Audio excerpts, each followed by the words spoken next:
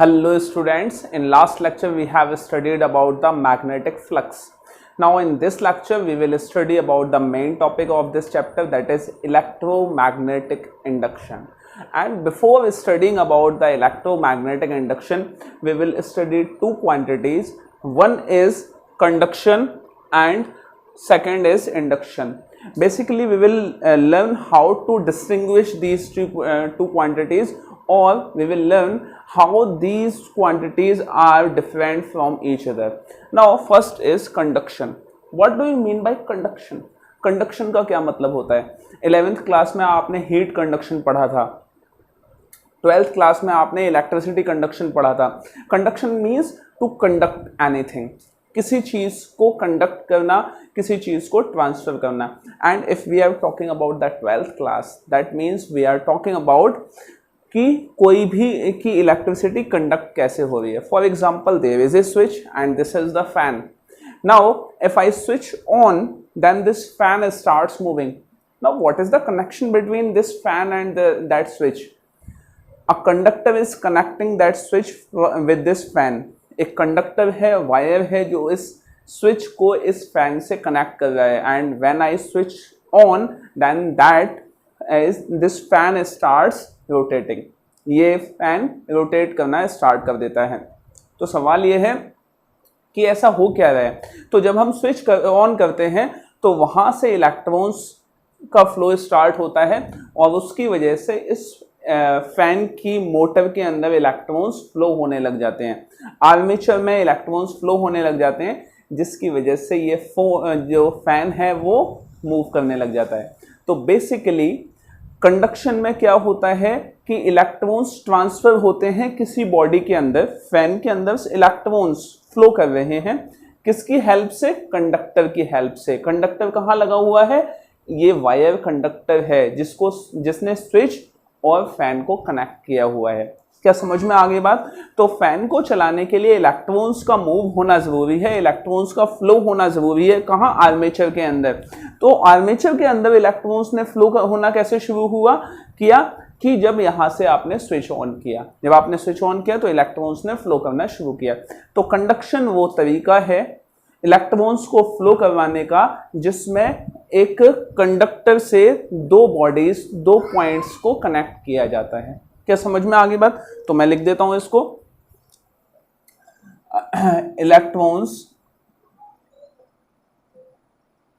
Electrons transfer और flows with the help of conductor is called conduction. Now second topic is induction. Conduction में जहां electrons transfer होते हैं with the help of conductor, induction में electrons का flow होता है. कहीं भी इलेक्ट्रॉन्स फ्लो करते हैं without the help of conductor.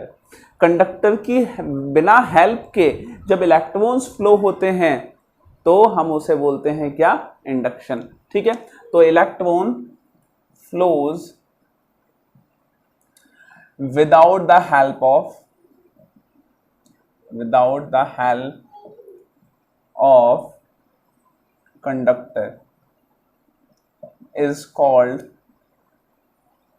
conduction. Sorry, is called induction. Now conduction हो गया, induction हो गया. Now we will move towards our very main topic, that is electromagnetic induction. Electromagnetic induction को पढ़ने के लिए आपको इस चैप्टर की थीम को समझना ज़रूरी है. और मैंने ये चैप्टर स्टार्ट ही थीम के साथ किया था. वो थीम ये थी कि कोई भी चीज़ किसी भी चीज़ से प्रोड्यूस होती है तो वो जो चीज़ प्रोड्यूस हुई है वो ये काबिलियत रखती है कि जिस चीज़ से वो प्रोड्यूस हुई है वैसी ही किसी चीज़ को वो खुद प्रोड्यूस कर सके. For example tree. सीड से प्रोड्यूस होता है ट्री और ट्री सीड को ही पैदा करता है ताकि एक नया ट्री पैदा हो सके। इस कॉन्सेप्ट को दिमाग में रखा एक साइंटिस्ट ने and the name of that scientist was Michael Faraday. Michael Faraday ने सोचा कि जब चार्जेस मूव करना शुरू करते हैं, जब चार्जेस मूव होते हैं तो वो moving charges magnetic field generate करते हैं। लेकिन क्या ऐसा हो सकता है कि वो मैग्नेटिक फील्ड से मूविंग चार्जेस ने क्या प्रोड्यूस किया? Magnetic field. तो क्या मैग्नेटिक फील्ड वापस से मूविंग चार्जेस को प्रोड्यूस कर सकती है? मूविंग चार्जेस का मतलब करंट प्रोड्यूस कर सकती है। तो ये उनके दिमाग में रहा और उन्होंने इसके बेसिस पे एक लॉ दिया, that is Faraday's law of electromagnetic induction. तो उससे पहले उन्होंने लॉ तो बाद में दिया, पहले उन्होंने एक्सपेरिमेंट किया, उसको हम बोलते हैं फैराडेज एक्सपेरिमेंट। तो वो एक्सपेरिमेंट क्या है वो समझते हैं। 2 एक्सपेरिमेंट उन्होंने किए, दोनों एक्सपेरिमेंट्स को समझते हैं और उनके कंक्लूजन के रूप में 2 लॉज दी, उन लॉज को भी समझते हैं हम। तो देखिए फर्स्ट लॉ क्या है, वो एक्सपेरिमेंट क्या है, तो वो देखते हैं फैराडेज एक्सपेरिमेंट। फैराडेज एक्सपेरिमेंट, मैं इस एक्सपेरिमेंट को लिखाऊंगा नहीं, मैं सिर्फ एक्सप्लेन करूंगा, आपको समझना है। देखिए फैराडेज एक्सपेरिमेंट क्या कहता है, there is a bar magnet, ठीक है, he took a bar magnet in which there is south pole, there is north pole, that means the magnetic field lines will be emerging out from north pole and these will be going inside to south pole. This is how the magnetic field lines will be going out from north pole and going in to south pole. Okay and उसके बाद उन्होंने क्या किया, उन्होंने एक coil रखी यहाँ पे, एक कॉइल, कंडक्टिंग कॉइल थी, और कंडक्टिंग कॉइल को उन्होंने कनेक्ट कर दिया किससे? गैल्वेनोमीटर से। गैल्वेनोमीटर तो पता है, this is a smart device which measures the very small current and also shows the direction of current के डायरेक्शन को भी शो करता है और छोटे से करंट को भी मेजर करता है। एमीटर क्यों नहीं लगाया? क्योंकि करंट मतलब इससे मिलने वाला जो करंट है वो बहुत ज़्यादा नहीं होने वाला, इसलिए गैल्वेनोमीटर लगाया। तो देखिए नाउ व्हाट इज गैल्वेनोमीटर, मतलब now what is electromagnetic induction and what is the experiment. Experiment उन्होंने क्या किया कि ये उन्होंने कॉइल रखी, ठीक है, और बार मैग्नेट को कॉइल के अंदर लेके गए, and while he was taking this bar magnet inside that coil, he observes that galvanometer was showing some deflection. galvanometer कुछ deflection show कर रहा था, and again एक बार जब अंदर लेके गए तो भी deflection show किया, और जब उस bar magnet को बाहर लेके आए तो भी deflection show किया, लेकिन opposite direction में। समझना, पहले जब वो बार मैग्नेट को अंदर लेके गए तो गैल्वेनोमीटर ने इस साइड डिफ्लेक्शन शो किया फॉर एग्जांपल, ठीक है, और जब वो बाहर लेके आए तो इस गैल्वेनोमीटर ने इस साइड डिफ्लेक्शन शो किया, यहाँ 0 होता है, इसके अपोजिट साइड डिफ्लेक्शन शो किया, and he was astonished by this. आश्चर्यचकित थे वो कि ये हो कैसे रहा है कि मैंने बार मैग्नेट और कॉइल को टच तो किया ही नहीं। तो सवाल ये है कि कॉइल में इलेक्ट्रॉन्स, अब अगर कंडक्टिंग कॉइल है तो उसमें फ्री इलेक्ट्रॉन्स तो होंगे, लेकिन करंट तो आपको तभी मिलेगा जब इलेक्ट्रॉन्स फ्लो करना शुरू कर देंगे। तो ये इलेक्ट्रॉन्स ने फ्लो करना कैसे शुरू कर दिया, ये क्वेश्चन उनके दिमाग में आया, समझ अभी भी कुछ नहीं आया था उनको।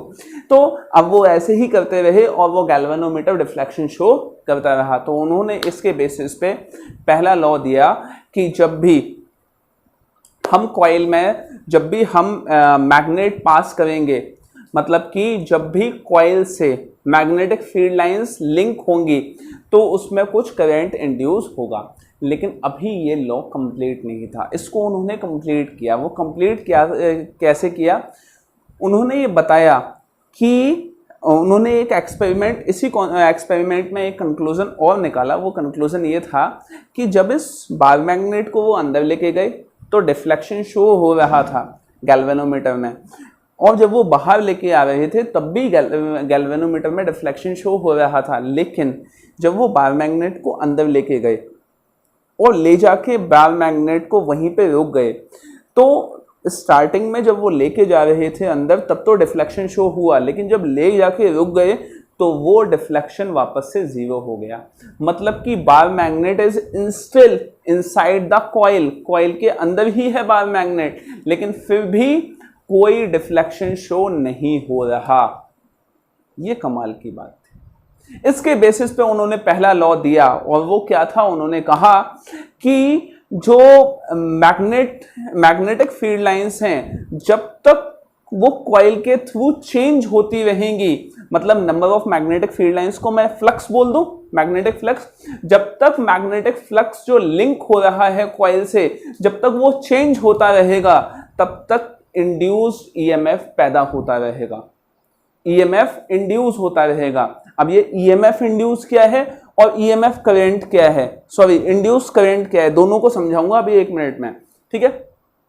तो उनका कहना क्या था कि जब तक चेंज ऑफ फ्लक्स लिंक होता रहेगा कॉइल के साथ तब तक उसमें ईएमएफ इंड्यूस होता रहेगा, और जब वो फ्लक्स चेंज होना बंद हो जाएगा, चेंज ऑफ फ्लक्स जीरो हो जाएगा, तो कोई भी ईएमएफ इंड्यूस नहीं होगा। भले ही आप बॉल मैग्नेट को कॉइल के अंदर रखिए, भले ही उससे magnetic field lines change link हो रही हैं, लेकिन फिर भी कोई ईएमएफ इंड्यूस नहीं होगा। कहने का मतलब क्या है कि जब आप इसको अंदर लेके गए, तो अभी for example 1 2 3 4 5 6 7 8 magnetic field lines हैं।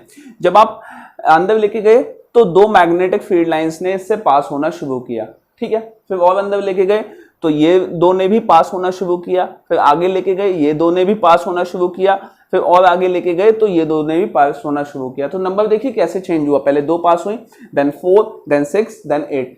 Number of magnetic field lines change हो रही है, दैट मींस फ्लक्स चेंज हो रहा है। जब बाहर लेके आए तो 8 से रिड्यूस हो गए 6, 4, 2, 0, तो number of magnetic field lines change हुई, फ्लक्स चेंज हुआ। तो फ्लक्स जब तक चेंज हुआ तब तक इसमें ईएमएफ इंड्यूस होता रहा, लेकिन जब ले जाके अंदर रुक गए, तो for example 8 magnetic field lines हैं, तो 1 मिनट पहले भी, 1 सेकंड पहले भी 8 मैग्नेटिक फील्ड लाइंस इससे पास हो रही हैं, और 1 सेकंड बाद भी 8 मैग्नेटिक फील्ड लाइंस पास हो रही हैं। तो क्या number of magnetic field lines change हो गया? नहीं हुआ, मतलब फ्लक्स चेंज नहीं हुआ। अगर फ्लक्स चेंज नहीं हुआ दैट मीन्स इससे कोई ईएमएफ इंड्यूस नहीं होगा, इस कॉइल के अंदर कोई भी ईएमएफ इंड्यूस नहीं होगा। क्या समझ में आ गई बात? क्या क्लियर हो गया? फैराडेज एक्सपेरिमेंट आपको समझ में आ गया, ठीक है। तो फैराडेज एक्सपेरिमेंट का आप डायग्राम जरूर बना लीजिएगा। अब हम समझते हैं first law of Faraday.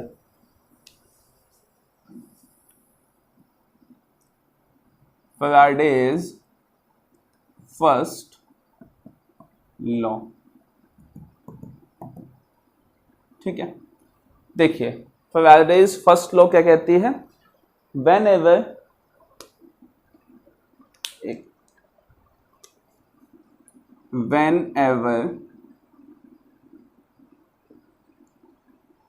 change of magnetic flux is linked with a conducting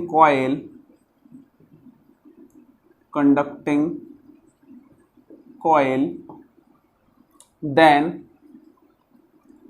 EMF will induce in that coil,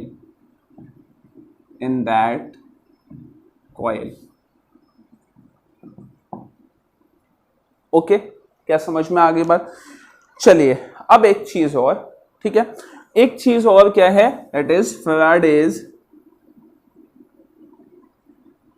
second law. इसको हम लेंजेस लॉ भी बोलते हैं, लेंजेस लॉ भी बोलते हैं। फैराडेज सेकेंड लॉ क्या कहती है कि जो ईएमएफ इंड्यूस हुआ है इस वाली कॉइल में, वो किस वजह से हुआ है? वो चेंज ऑफ फ्लक्स की वजह से हुआ है।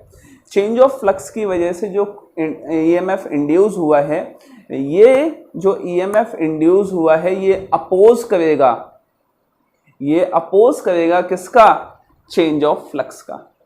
ये rate of change of flux का अपोज करेगा।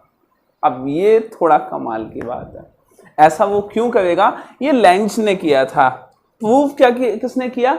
लेंज ने प्रूव किया था वो अपनी लॉ ऑफ कंजर्वेशन की थ्योरी से, लेकिन ये लॉ किसने दिया था? फैराडे ने दिया था। ठीक है, तो फिलहाल हम इसको सेकेंड लॉ के नाम से ही जान लेते हैं। सेकेंड लॉ क्या कहता है? Rate of change of magnetic flux will oppose the EMF induced in the coil will oppose the rate of change of magnetic flux in the coil। ठीक है, rate of change of flux जो है उसका oppose करेगा कौन? Induce EMF। क्यों करेगा वो जानेंगे हम। ठीक है, देखिए EMF induced in the coil will oppose the rate of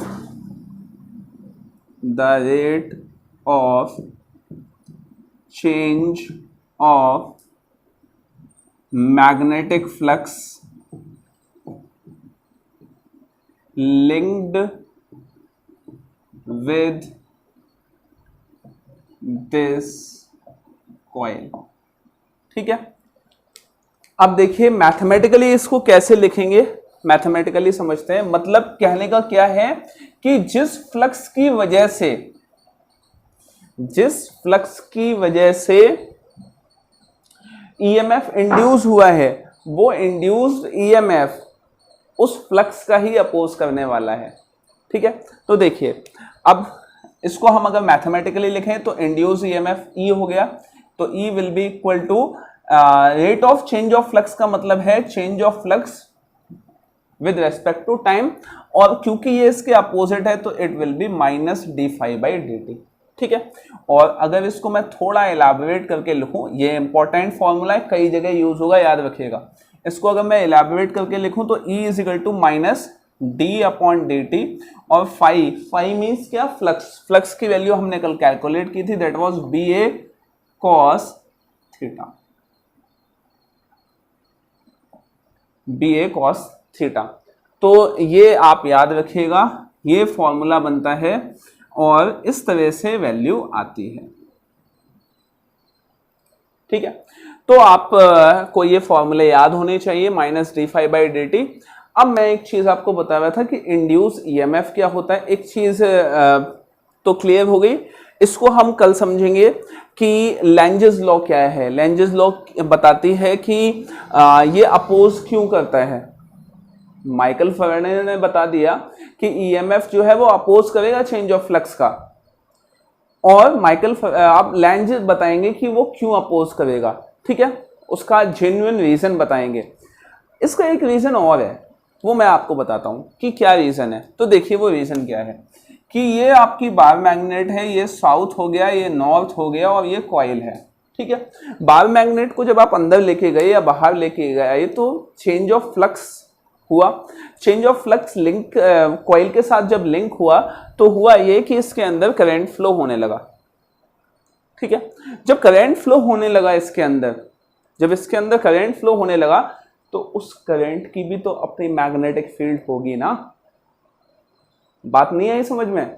इस मैग्नेटिक फील्ड की वजह से इसमें करंट इंड्यूस हुआ, इलेक्ट्रॉन्स फ्लो होने लगे, तो इस करंट की भी तो अपने मैग्नेटिक फील्ड होगी। वो मैग्नेटिक फील्ड कुछ इस तरह से बिहेव करेगी कि ये इस वाली मैग्नेटिक फ्लक्स को अपोज करेगी।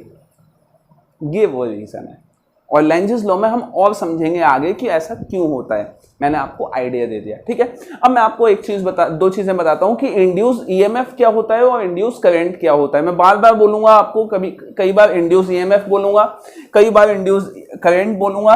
तो देखते हैं कि ये इंड्यूस ईएमएफ और इंड्यूस करंट में क्या अंतर है, और उस फॉर्मूले को याद रखिएगा, that is E is equal to minus d phi by d t. तो देखिए इंड्यूस ईएमएफ, इंड्यूस करंट। देखिए इंड्यूस ईएमएफ क्या है कि आप एक बार मैग्नेट को लेके आए, एक कॉइल है हमारे पास ये इस तरह से, और ये कॉइल जो है वो ओपन सर्किटेड है। ओपन सर्किटेड है, इसका मतलब क्या है कि इसके एंड्स पे कुछ पोटेंशियल डिफरेंस जनरेट हो चुका है, ठीक है। और आपको याद होगा ईएमएफ की डेफिनेशन क्या थी थर्ड चैप्टर में, ईएमएफ की डेफिनेशन होती थी maximum potential difference when the circuit is open. Circuit जब ओपन है तो जो मैक्सिमम पोटेंशियल डिफरेंस होगा या पोटेंशियल डिफरेंस होगा उसको हम क्या बोलेंगे, ईएमएफ बोलेंगे। क्या समझ में आ गई बात? तो जब इंड्यूस ईएमएफ बोले तो इसका मतलब यह है कि करंट कोई फ्लो नहीं कर रहा है, जिस कॉइल में ईएमएफ इंड्यूस हो रहा है वो ओपन सर्किटेड है, पोटेंशियल डिफरेंस क्रिएट हो चुका है, ठीक है। क्या समझ में आ गई बात? अब आपको बताता हूं कि इंड्यूस करंट क्या होता है। तो ये साउथ पोल, ये नॉर्थ पोल बार मैग्नेट का, और ये कॉइल है, it is close circuited. Now अगर क्लोज सर्किटेड है तो ये इसमें कुछ ना कुछ करंट फ्लो होना शुरू हो जाएगा, और करंट जब फ्लो होगा तो उसको हम बोलेंगे क्या, दिस इज इंड्यूस करंट। क्या समझ में आ गई बात? ठीक है, तो मैं यहां लिख देता हूं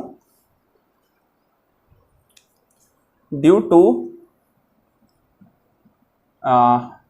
ईएमएफ विल इंड्यूस, या इसको लिख देते हैं EMF will induce when coil is open circuited,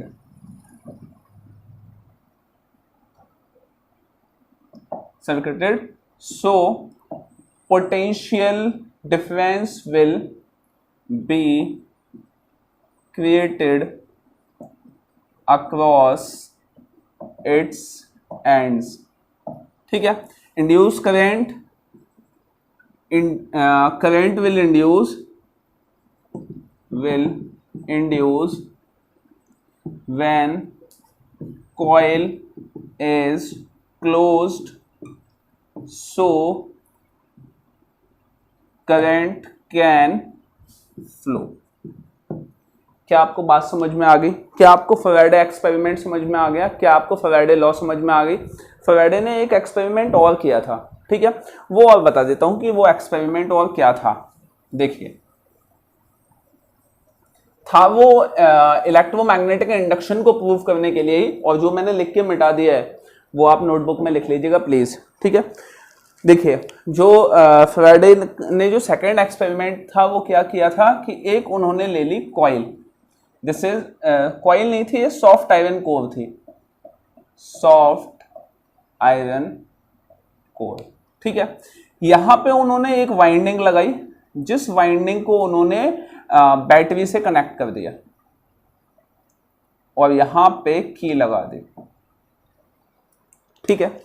और यहां पे उन्होंने दूसरी वाइंडिंग लगाई जिसको उन्होंने कनेक्ट कर दिया गैल्वेनोमीटर से। अब देखिए, ये वाली जो वाइंडिंग थी यहां पे पहले एक्शन होने वाला था, मतलब फर्स्ट एक्शन यहां होने वाला था, तो इसको बोल दिया प्राइमरी वाइंडिंग, और बाद में एक्शन यहां होने वाला था, इसको नाम दे दिया सेकेंडरी वाइंडिंग, ठीक है। देखिए हुआ क्या यहां पे हुआ ये कि जब प्राइमरी वाइंडिंग में की को क्लोज किया गया तो इसमें से करंट फ्लो होना स्टार्ट हो गया। जब करंट फ्लो होना स्टार्ट हो गया, ध्यान से समझना इस चीज को, जैसे ही करंट फ्लो होना स्टार्ट हुआ वैसे ही देखा गया कि गैल्वेनोमीटर में कुछ डिफ्लेक्शन आ गया। गैल्वेनोमीटर जो जीरो पे यहां रहता है, इसमें कुछ डिफ्लेक्शन आ गया, और धीरे धीरे थोड़ी देर बाद ये जो नीडल थी ये वापस से आ गई कहां, जीरो पे, ठीक है। चलिए, फिर उसके बाद फिर से की को हटा दिया गया, फिर की को क्लोज किया गया, जैसे ही की को क्लोज किया वापस से करंट फ्लो होना शुरू किया, वापस से करंट फ्लो हुआ, वापस से डिफ्लेक्शन हुआ इसमें, और अभी भी करंट फ्लो हो रहा है, लेकिन थोड़ी देर बाद डिफ्लेक्शन बंद हो जाता है। अब ऐसा हुआ क्यों? तो देखिए वो क्यों हुआ। देखिए, आपके पास ये डीसी है, डीसी करंट है, तो डीसी में आपको जो भी करंट मिलता है, फॉर एग्जांपल 4 एम्पियर या 5 एम्पियर या 2 एम्पियर जो भी करंट मिलता है, वो करंट हमेशा कांस्टेंट रहता है, ठीक है। लेकिन जब आपने की को क्लोज किया है तो ये जो करंट है वो जीरो से 4 एम्पियर तुरंत नहीं पहुंच जाता, इसको टाइम लगता है कितना, बहुत थोड़ा, भले ही वो फ्रैक्शन ऑफ सेकंड टाइम लगे लेकिन लगता है। 0 से वो 0.5 ampere, 1 ampere, 2 ampere, 3 ampere, 4 ampere ऐसे बढ़ता हुआ जाता है और 4 एम्पियर पे जाके वो कांस्टेंट हो जाएगा, मतलब उसके बाद चेंज नहीं होगा। तो जैसे ही आप की क्लोज करोगे वो करंट 0 से 4 तक पहुंचेगा। जब तक वो 0 से 4 पहुंच रहा है तब तक करंट चेंज हो रहा है। अगर करंट चेंज हो रहा है तो उससे बनने वाली मैग्नेटिक फील्ड भी चेंज हो रही है। अगर मैग्नेटिक फील्ड चेंज हो रही है तो ये सॉफ्ट आयरन कोर है, इससे पास होता हुआ मैग्नेटिक फ्लक्स, जो चेंज और फ्लक्स है वो किससे लिंक हो रहा है, कॉइल से लिंक हो रहा है। तो जितनी देर में वो 0 से 4 एम्पियर पहुंचा है करंट, उतनी देर में ये जो फ्लक्स है वो चेंज हुआ है और फ्लक्स के चेंज होने की वजह से इसमें ईएमएफ इंड्यूस हो गया है। क्या समझ में आ गई बात। और 4 एम्पियर पे जाने के बाद जब वो कांस्टेंट हो गया तो कांस्टेंट करंट ने कांस्टेंट मैग्नेटिक फील्ड जनरेट की। इसका मतलब मैग्नेटिक फील्ड चेंज नहीं हुई, इसका मतलब फ्लक्स चेंज नहीं हुआ, इसका मतलब ईएमएफ इंड्यूस नहीं हुआ। क्या समझ में आ गई बात। तो ये फैराडे का नेक्स्ट एक्सपेरिमेंट था। कल हम पढ़ेंगे लेंजेस लॉ, तो आज इसको ठीक से देख लीजिएगा, तभी लेंजेस लॉ कल समझ में आएगी। ठीक है।